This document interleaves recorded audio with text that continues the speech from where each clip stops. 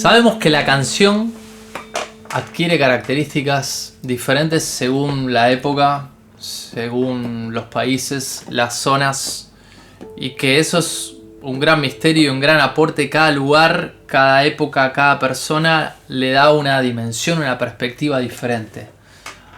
Hoy, en el podcast, vamos a hablar de la música del Caribe. ¿Qué aporte le ha hecho la música del Caribe puntualmente a la canción?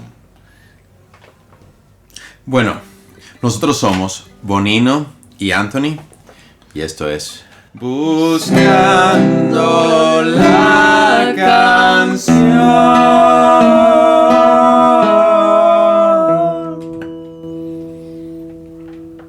Y me acabo de dar cuenta que me puse la misma ropa de la semana pasada. Justo. Bueno, Anthony, en este momento vas a ser un poco, en este podcast vas a ser un poco el protagonista. Yo te voy a hacer preguntas porque también me interesa mucho y quiero aprender. Sigue hablando en lo que yo voy. Porque yo sé de la música del Caribe como más o menos tú puedes llegar a saber de la música de Finlandia, por ejemplo. O sea, No tanto, pero sí. poco y nada. Sé poco y nada. Yo creo que tú sabes más de la música del Caribe que yo de la música de Finlandia, salvo que conocemos al gran compositor Jan Sibelius. Ahí va. ¿Arvo Part no es de Finlandia también? No. Estonia. Es de Estonia, ahí va. Sibelius es finlandés. Finlandés. Bueno, poco menos de frío. Nos sacamos la nieve de encima. ¿Qué crees tú? Primero, ¿de qué hablamos cuando hablamos del Caribe? ¿Qué países son del Caribe? Porque Bueno, los que son de allí lo saben muy bien, pero por ahí el resto no tiene mucha claridad sobre a qué se le llama bien el Caribe. Bueno, técnicamente al Caribe se le llaman a todas las islas que están en el mar Caribe y todos los territorios de América en plan terrestre cuyas costas den con el mar Caribe. O sea, eso incluye Santo Domingo, República Dominicana, Cuba, Puerto Rico, Panamá, que está en Centroamérica, Colombia, la parte nórdica de Colombia, la parte nórdica de Venezuela y así sucesivamente. Para mí el Caribe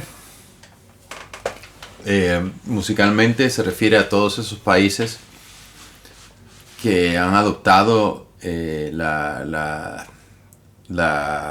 ese sonido que llamamos el sonido caribeño.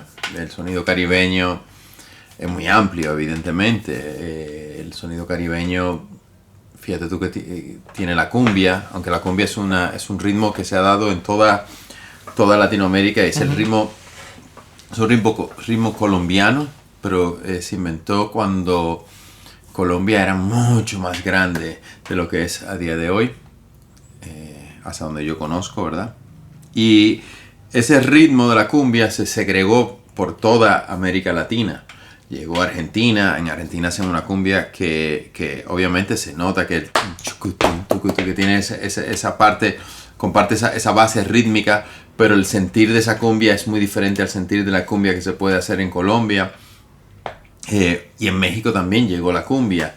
Y en México incluso cuenta la leyenda que hay pueblos que tenían su propia música autóctona, pero era tan compleja de bailar que cuando los músicos empezaban a hacer cumbias, el pueblo bailaba con mucha mayor facilidad. Entonces fueron poco a poco adquiriendo o apropiándose de la cumbia y haciéndola a su manera, ¿no? Entonces la cumbia es uno de los ritmos caribeños en origen, pero es uno de los ritmos latinoamericanos que en el Caribe mantiene su esencia caribeña, pero si te vas al sur tiene estas otras variaciones. ¿Qué otros estilos, además de la cumbia? Bueno, entonces ya cuando nos metemos en el Caribe, ¿qué es lo que pensamos normalmente cuando pensamos en música caribeña? Bueno, en una época pensamos en la salsa. La salsa era como la música caribeña por excelencia, porque la salsa, aunque no fue la salsa se da en Nueva York. Ahí va. La salsa es una... Son caribeños en Nueva York.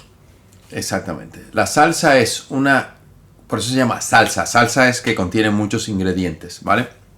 La salsa es una música que contiene elementos de la música puertorriqueña, de la plena puertorriqueña, entre otras cosas, de la música cubana, la timba cubana y otros ritmos, ¿no? De la música dominicana, de la música de Panamá y así. Entonces, Venezuela. Entonces, si tú te pones a ver, la salsa surge porque hubo un músico dominicano que vivía en Cuba, y él, Johnny Pacheco, se llama, y él conoció a Masucci, que era Masucci, creo que se llamaba él.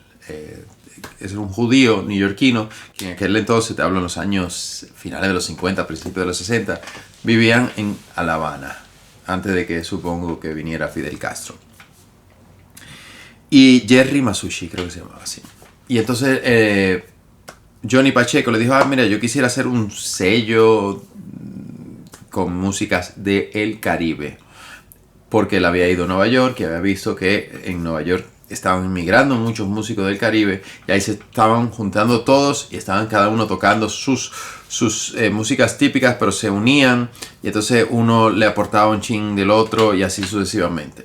Había una escena de música caribeña. Exactamente, había una escena de música caribeña. Entonces ahí comenzaron con el sello de la Fania Records. Ajá. La Fania Records no es la Fania no es una banda. La Fania es un sello discográfico. Hay gente que lo piensa como una banda, porque había una banda que se llamaba la Fania All Star, que cuando aquello triunfó muy a lo grande, esa gente se iban de gira por todo el mundo, incluido por África y diferentes lugares. La salsa es básicamente esa evolución de la música caribeña que reúne a todos estos músicos caribeños, que arranca en cierta manera en Nueva York, y todos los músicos que aunque vivían en diferentes lugares de América Latina, netamente en el Caribe, desde Venezuela a Panamá, a Rubén Blades, a República Dominicana, El Canario, todo Héctor Lavoe, Puerto Rico, y así sucesivamente. De alguna forma tuvieron contacto con Nueva York y tuvieron contacto con la Fania. No quiere decir que no haya surgido otros sellos paralelos, que eventualmente sí que surgieron, porque Frankie Ruiz, que es digamos que es de una generación más avanzada de salseros, Frankie Ruiz ya pertenece le llaman la salsa romántica, esa salsa que se da en los 80 y en los 90, ya creo que él estaba con Sony o con alguna mayor de esta. No obstante, ese es, yo pienso que el momento donde empieza a destacar mundialmente la música caribeña. Pero antes de eso, hay una cosa que se llama era un ritmo que se popularizó en Estados Unidos en los años 40, por ahí. La conga se llamaba, que aparecía mucho en las películas de Hollywood. Tú veías estos hollywoodenses que querían bailar, estos actores querían bailar música caribeña, y el ritmo era pa pa pa pa pa pa pa pa pa pa pa pa. Y ahí ya empieza a haber una pequeña inquietud con los ritmos caribeños. ¿Qué es lo que tienen los ritmos caribeños? Que son muy pegajosos. Uh-huh. Tienen esa cosita que todo el mundo como que ya lo baila inmediatamente. Y eso te iba a decir, muy bailable, instantáneamente. Exactamente, te alegran la vida. Tú, mira, si yo cojo y a cualquier canción le quito una de los Melody Makers o de mi proyecto o de quien sea, le quito todos los instrumentos y solamente dejo la percusión, funciona. Claro.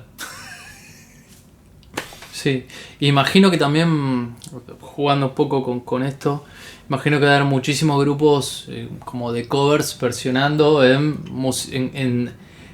tono caribeño música de cualquier otro lado. Bueno, claro. Me encantó que una versión de bachata o de salsa de Blondie, The Heart of Glass. Sí.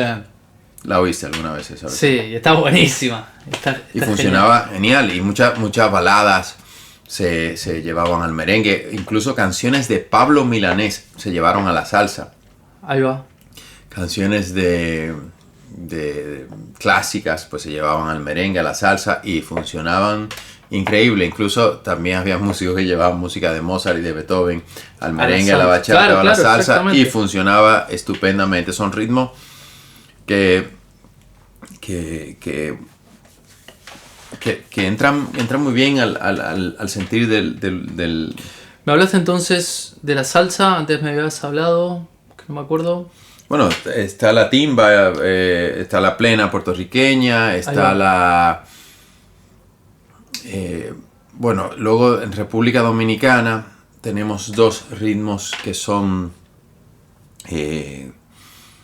muy destacados del Caribe, que son tanto el merengue y la bachata. ¿El merengue y la bachata son dominicanos? Son dominicanos, exactamente. Ahí va. El merengue surge en el norte de la isla de República Dominicana, en la región del Cibao, donde yo nací, pero no me crié ahí. Ajá. Y el merengue comienza siendo una música de guitarra y la tambora dominicana y un bajo que era una caja que tiene como unos dientes y tú tocabas tum, tum, tum, tum, tum, tum, tum. Y esto tenía como una quinta o algo por el estilo. Entonces, con esos instrumentos se montaba el merengue. Eventualmente unos alemanes que pasaban por el Caribe dejaron unos acordeones en el norte del Cibao. Y ahí se empezó a armar, se empezó a poner linda la cosa. Entonces, claro, el acordeón empezó a sustituir a la guitarra. Lo que fuera. Ese tipo de melodismo. Y de ahí surge el sonido de lo que hoy conocemos como el merengue típico, que uno de sus grandes exponentes en ese momento es Fefita la Grande. ¿Vale? El merengue, luego eventualmente cuando Trujillo, que venía de una zona donde se hacía merengue, Trujillo fue un dictador que muy famoso en República Dominicana, muy conocido, al que Vargas Llosa le hizo el libro de la fiesta del chivo. Uh-huh. Trujillo decidió llevar el merengue de donde él se crió ya a las clases sociales altas. Entonces, para hacer esto lo arregló en formato de lo que sería una banda, una big band, pero no una big band de jazz, sino una big band de salón, de baile de salón de aquella época, donde habían saxofones, trompetas, etcétera, etcétera. Entonces ahí fue empezando a coger la forma del sonido más moderno. Eso es lo que nos llevó a nosotros, al resto del mundo, digamos, ¿no? Eso fue es el germen de lo que le llegó al resto del mundo, claro. Efectivamente. Lo que ya le llegó al resto del mundo ya es la banda de merengue, la banda formal, oficial de merengue, que uno de sus máximos exponentes es Juan Luis Guerra. Pero antes de Juan Luis Guerra habían otros merengueros como Wilfrido Vargas, que también los exportó bastante. Wilfrido Vargas fue bastante famoso. El baile del perrito, el baile del perrito, el baile del perrito. ¿Vale? Yo sé que te va a gustar. Mami, que negro está rabioso. No sé qué otra. Mira, no creo que no sé si esta fue Wilfrido, pero... Entonces, el merengue ya, el acordeón, cuando entran a las bandas, el acordeón empieza a ser sustituido por los vientos, los saxofones y las trompetas. Trombón, saxofón, trompeta. Exactamente. El trío. Exactamente, el típico trío. Entonces, en ese momento ya el acordeón queda fuera del merengue, sustituido, y ese es el merengue más conocido a día de hoy. ¿Vale? La bachata tiene un recorrido diferente. La bachata es un derivado. La bachata surge en el siglo XX. Digamos que por allí, por los años 50, 60. ¿Tan viejo es? Bueno, yo pensaba que hubiese sido todavía más viejo. Más viejo. Mira, qué increíble. 1950 por ahí. Había una estación de radio muy famosa con la que yo me crié, que se llama Radio Guarachita. Que era una estación de radio AM, que era la estación de radio que oía el pueblo dominicano, ¿vale? Entonces, ahí comenzaron digamos que el fundador de esta estación de radio también tenía unos sellos discográficos y él fue buscando una música, como él veía que el bolero gustaba mucho en República Dominicana, él fue, no sé, apoyando artistas que hicieran, digamos, el bolero dominicano. Entonces la bachata es una... Porque el bolero es cubano. El bolero es cubano, también mexicano, se dio como en muchos sitios. ¿Pero lo considerarías también una música caribeña, el bolero? Sí. Sí. Y entonces, sí, lo considero una música caribeña. Entonces, el bolero, cuando llega a República Dominicana, para empezar, se empezó a hacer mucho más pobre, porque nosotros no teníamos ni el conocimiento ni los medios para sonar tan refinado como el trío Los Panchos. O sea, nosotros éramos un país... Que sonaban increíbles. Que sonaban increíble. Ni teníamos la destreza. Entonces comenzó siendo con una guitarra de nylon, que hacía digamos, la guitarra que cantaba, el tiple o algo así le llamaban. Y se tocaban maracas, guitarra lead, guitarra de acompañamiento y cantante. Y eso era como una versión muy, entre comillas, pobre del bolero. Pero era hermoso, porque era una cosa muy sentida, muy romántica. Era una música muy de amargue. Era una música que la gente se bajaba una botella de ron y se amargaba y se ponía a llorar oyendo esas canciones. Música bajonera, diríamos en Argentina. Entonces, eventualmente, a medida que fue evolucionando y viniendo los bachateros, ya por ahí, yo supongo por los años 70, la guitarra lead empezó a ser sustituida, eso se hizo muy famoso en los años 80, por una guitarra de nylon con un micrófono de guitarra eléctrica en el hoyo. Y entonces a esa guitarra le ponían un chorus, un efecto. Esa es la razón por la cual la típica guitarra de bachata suena con el chorus. Y entonces a eso le llamaban la guitarra láser. Y entonces el sonido que tenía... bueno, podré tocar en otro momento. Ese sonido que tenía, ese lead, con ese efecto, ya como que parecía como si estuviésemos... Claro, estaba influido por la música pop internacional, en cierta forma. Entonces, básicamente era la guitarra nylon se sustituye por la guitarra de cuerda de metal. La guitarra acompañante sigue siendo la guitarra acompañante. Se utilizan los bongos, pero la maraca se sustituye por la güira del merengue. Ajá. Que la güira es un instrumento esencial en el merengue. O sea, digamos que ahorita que está hablando del merengue, los instrumentos que hacen el merengue son la tambora, la güira y luego ya el bajo, obviamente siempre, aunque antiguamente era esta caja que te decía, pero el bajo siempre estuvo formando parte del merengue. Y luego eventualmente cuando entró el acordeón, que fue sustituido por los metales, pero en realidad el merengue es eso de tambora, güira. Digamos que la bachata vendría a ser un hijo inesperado del bolero, pero en República Dominicana. Exactamente. ¿No? Con lo que había. Exactamente. Con el color local. Eso es lo que es la bachata. Me hace acordar mucho esa frase de Brian Eno, que él dice que la historia de la música pop se trata de un grupo de chicos malinterpretando lo que otro grupo de chicos hizo antes. Exactamente, eso es. Y de hecho, si tú oyes la bachata son canciones muy bubblegum. Parecen como canciones de los años 50 de rock and roll. Tienen esa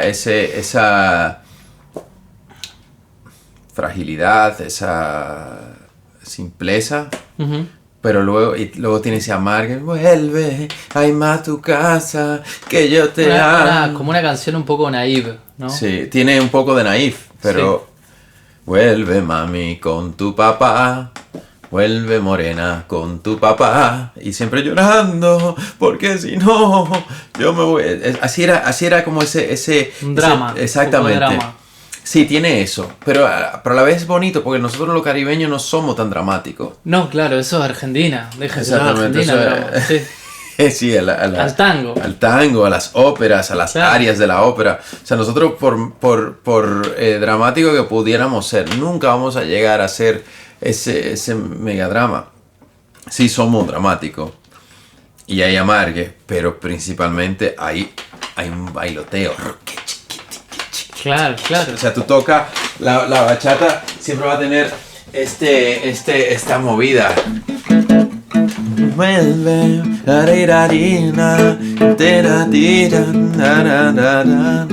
Tiene como esa movida.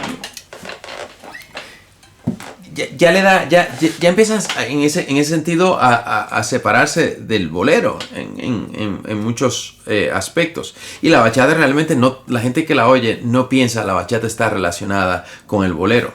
De hecho, la bachata y el merengue... Yo tampoco lo sabía, digamos. Yo tampoco los hubiese relacionado. No lo hubiese relacionado. La bachata y el merengue también tienen conexión.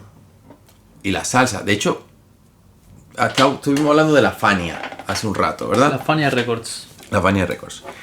El sello discográfico que hace conocido a Juan Luis Guerra, y menciono a Juan Luis Guerra, puedo mencionar a Ramón Orlando, puedo mencionar a muchos otros músicos. Ahora luego te voy a preguntar de Vale. un poco los referentes de todo esto. Pero sí, Juan Luis Guerra es como una mega estrella de la música caribeña. Sí, lo menciona él porque él es quizás de los músicos caribeños el que más conoce todo el mundo Sí, de todo. Claro. Juan Luis Guerra se hace famoso a través de un sello que se llama Karen Records. Y Karen Records era una especie de subsidiaria de la Fania. Ajá. Que se encargaba, yo creo que de los músicos dominicanos. No tengo el dato, pero yo creo que era más... Un subsello. Exactamente, lo llevaba Bienvenido Rodríguez. Era un subsello de la Fania, exactamente. Y todo el catálogo de Juan Luis Guerra, desde sus primeros discos, Soplando, todo lo que no son tan conocidos, y hasta que entra a Ojalá que llueva café en el campo, Bachata Rosa, Areíto, Fogarate. Los temas que lo hicieron conocido mundialmente, digamos. Están ahí, sí. Pero él tiene temas, luego él se cambió, no sé si a Colombia, o no me acuerdo qué sé yo, así como una major. Entonces él tiene también muchos temas ahí que son bastante conocidos, Las Avispas y demás. Pero realmente los discos yo creo que tiene más canciones conocidas de esa primera época, que están con Karen Records. Bueno, me nombraste un montón de estilos muy interesantes y seguramente, digamos, estilos también el reggaetón forma parte del Caribe. Pues sí, también me interesa, ahora lo vamos a hablar, pero te quería preguntar un poco esto por como los grandes referentes, ya estuvimos nombrando algunos, pero si hay aquí algún despabilado y que recién se levanta y dice merengue, sí, para mí, no sé, bueno, ¿qué le podemos nombrar? Lo nombramos a Juan Luis Guerra, que sin duda es, digamos, como una de las grandes estrellas. ¿Merengue? Sí. Mira, yo... No, de la música caribeña en general, pienso en Celia Cruz. Celia Cruz es más la versión cubana de la salsa. Ahí va. Celia Cruz también hizo disco con Johnny Pacheco, con quien te dije. Celia Cruz, Azúcar. Sí, ella trabaja diferentes ritmos, digamos, caribeños. Prominentemente los derivados de Cuba. Uh-huh. Ella se le relaciona con la salsa, pero es que la salsa es un conglomerado de ritmos. Claro. Me hablaste de Héctor Lavoe, que es como encarna, vamos a decir así, la historia perfectamente la historia del rockero, pero dentro de la salsa, ¿no? Exactamente. Es como la estrella de rock, pero dentro de la salsa. Héctor Lavoe es un gran cantante puertorriqueño que se va a Nueva York también en busca de su sueño y se convierte en Dios. Una estrella. En una gran estrella. Uh-huh. Recuerdo estar en Harlem, en Nueva York, y está la calle Héctor Lavoe. Claro, o sea, es importantísimo. Es increíble. Y el hombre murió joven y mal, porque él no llevó bien la fama. Una vida de excesos ahí Exactamente. Muy complicada. Muy complicado. Pero él marca es como la época de la salsa negra, esa época donde no era tanto la salsa romántica el periodo que él abarca. Él habla de la tragedia. Yo soy el cantante. Claro, el tema de Rubén Blades. Sí, exactamente. ¿No? Que, bueno, es periódico de ayer. Otra super figura, Rubén Blades, de la música del Caribe. Rubén Blades es el gran compositor, para mí, de música caribeña. O sea, por mucho el mejor letrista, bueno, igual hay otros, pero de los que yo... Un letrista cinematográfico, como decíamos el otro día, ¿no? Exactamente, para mí Rubén Blades es un letrista cinematográfico. Es una de las personas que tú puedes oír sus canciones para bailar, pero tú puedes oír sus canciones porque vas a escuchar las letras. Y en el disco Buscando América, ahí es donde te das cuenta el nivel que tiene él como letrista. Aparte de la canción Decisiones cada día. Esa canción es una canción muy inteligente. Es una canción muy comercial que ha tenido mucho éxito. Uh-huh. Pero es una canción que aglomera tres cortometrajes, tres historias completamente. Cada verso de la canción es una historia que no tiene nada que ver con el siguiente verso. Lo único que las une y las ata es el estribillo, que es el pegamento de por qué la primera canción trata de una niña que se da cuenta de que es una adolescente que ha quedado encinta por su novio y está nerviosa pensando cómo le va a contar a su papá si quedó encinta o no. Está esperando que le llegue la regla y que surja ese milagro. La segunda historia de cómo bueno, en fin, son tres historias diferentes que no tienen nada que ver con la otra. Y luego hay otros temas dentro de ese disco. Hay uno que es simplemente una narrativa muy a lo Dylan, donde él simplemente cuenta la historia de un señor que se levanta por la mañana, se afeita y es un policía y te cuenta todo, pero es la magia de cómo le elige las palabras, es la magia de cómo... Entonces ahí te das cuenta de que Rubén Blades, aparte de su famoso Pedro Navaja, de su famoso Chica Plástica, el tiburón, toda esa época que lo consagró, Héctor Lavoe es como, no sé, un Cervantes de la salsa o algo por el estilo. Rubén Blades. Rubén Blades, sí, perdón. Bueno, es que hizo una canción sobre Héctor Lavoe, el cantante, era súper famoso, que la grabó Calamaro también. Bien, bueno, creo que hemos dado un buen pantallazo. Me interesa que me tires ahí como la última parte de toda esta historia, que es el reggaetón. El reggaetón es un esto lo aprendí yo, lo aprendí con el Chombo. Para los que no conozcan al Chombo, como dice el Chombo, te lo dijo el Chombo. Que tiene una cultura tremenda sobre la música. Y la historia del reggaetón, resumida brevemente, y esta me parece el reggaetón viene de Jamaica. Cuando empiezan a venir los 808 de la Roland, la máquina eléctrica, empiezan a sustituir las bandas por las cajas de ritmos. Que habías hablado de eso, el dancehall. Exactamente, ¿no? Ahí surge el dancehall. Como los jamaiquinos no se le entendía tanto como ellos hablaban. Estoy citando aquí al Chombo. Si me estás oyendo, ya tú sabes. Ellos no lograban tener tanto éxito porque no se le entendía tanto a ellos cantando. Entonces, ellos fueron en búsqueda de otros países que pudieran interpretar esa música, que la pudiera ser más conocida. Y como Jamaica tuvo una relación con Panamá por el tema de que ellos ayudaron mucho a construir el canal de Panamá, ya tenían una relación estrecha, empezaron a producir artistas allá. Y entonces pues se popularizó el dancehall. Uno de los artistas conocidos es El General. Tú me mencionaste a otro no hace mucho. Y entonces este dancehall, yo cuando era joven, niño, adolescente, no sé, estaba de moda El General. Y eso pues poco a poco se fue volviendo más popular. El precursor del reggaetón. Exactamente, sí, uno de ellos. Sí. Y entonces eso se fue popularizando en Puerto Rico, en diferentes sitios, pero principalmente en Puerto Rico. Dominicana también se popularizó mucho, pero en Puerto Rico. Y entonces en Puerto Rico hacían, digamos, una fiesta que eran como maratones de reggae, porque todavía se le llamaba reggae al dancehall. Entonces esas maratones se llamaban reggaetón. Una maratón de reggaetón. Exactamente.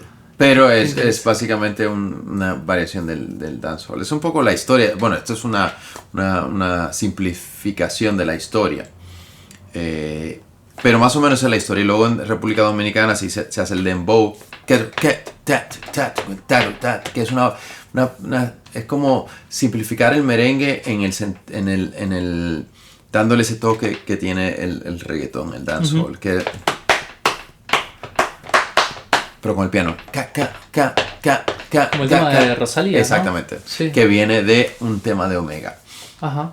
Entonces, más o menos es la historia. La música caribeña es mucho más compleja de lo que yo he podido resumir. No, por supuesto, estamos haciendo apenas un repaso en un podcast de una historia de cientos de años. Exactamente, y estamos tratando de juntar aquí 80.000 historias paralelas. Y de muchísimas personas súper importantes que han hecho un aporte a veces bastante anónimo, sí. Otras veces no tanto, pero que por supuesto explicar un movimiento de tan enorme en un ratito es imposible, pero ha dado una muy buena... Yo si yo fuese el profesor de la clase diría muy bien Ocaña, aprobado, realmente ha trabajado muy bien. Bueno, igual como todo en la vida esto tiene la vuelta porque luego me va a tocar a mí hablar de el rock argentino, seguramente, ¿no? Así que bueno, ha sido muy interesante e instructivo, y para los que no conocemos tanto de la música del Caribe, al menos una introducción seguramente despertará curiosidad en algunas personas que no han escuchado muchas de esas cosas, como yo, por ejemplo. Algunas sí, por supuesto, pero otras no tanto.